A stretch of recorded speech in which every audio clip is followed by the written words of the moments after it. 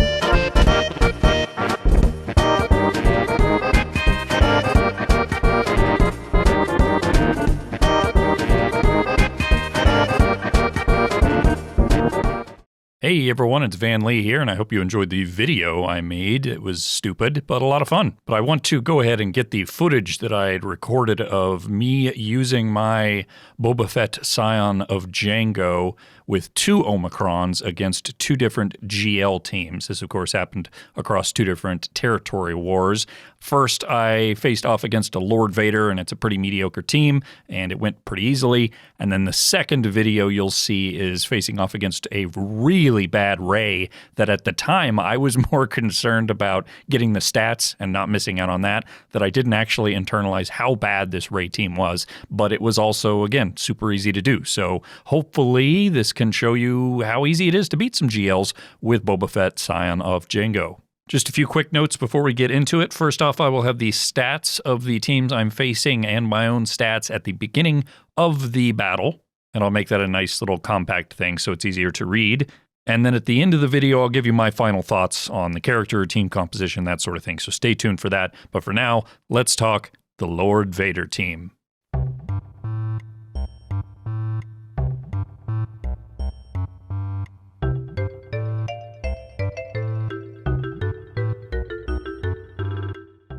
Let me quickly preface this with the fact that I had no idea what I was doing. I just decided to dive right into this fight. I knew it was possible for Scion of Jango to beat Lord Vader.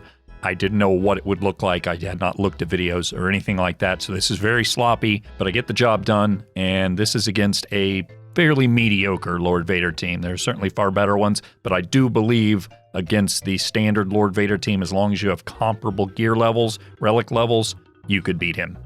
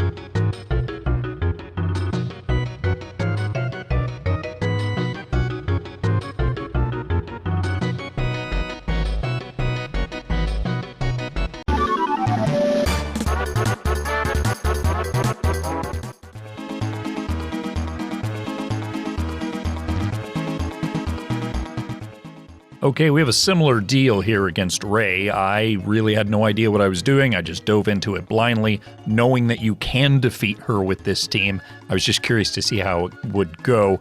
Once again, I was a little more interested in making sure I got all the statistics, and I didn't really internalize how bad this Rey team is. Rey herself is pretty solid. 183,000 health, I think, is not nothing. It's not amazing, but it's not nothing.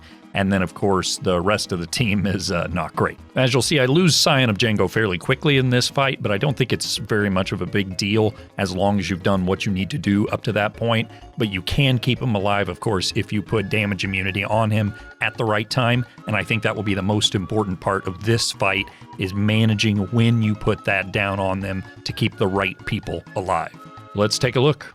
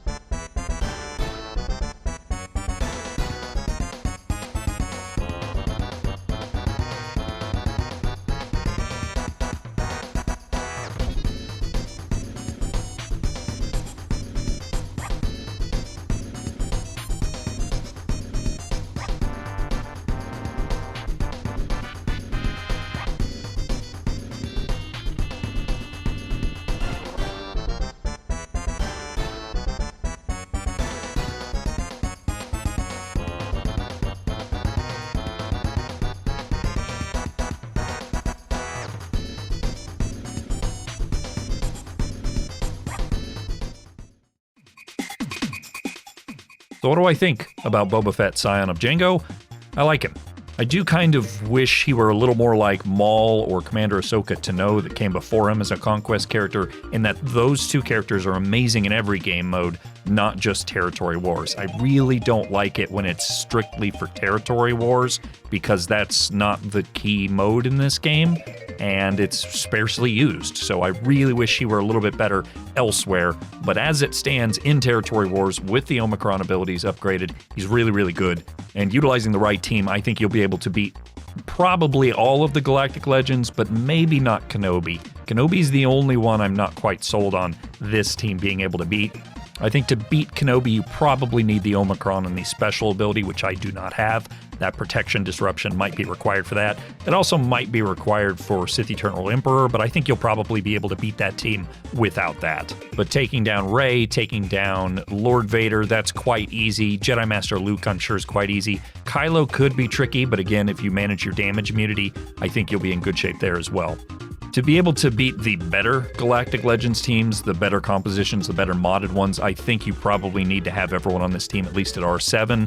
And to be honest, my Fennec is R5. I would love to see an R8 Finnick or an R9 Finnick because she does insane damage once you get a payout and once you get a couple instances of tenacity up, and I think she would be the key to beating some really stout Galactic Legends.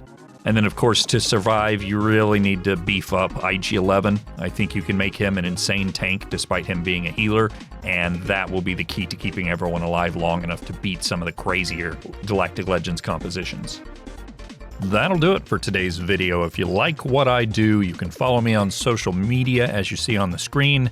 You can also visit me at patreon.com/bootuinc, BOOTUINC, where for just a couple bucks a month or more, you can support me in making stupid shit. And that includes these videos. I also do a bunch of podcasts, which you can find on the Bootu Inc. podcast network. Just Google it. And that's it. We'll see you next time. Bye.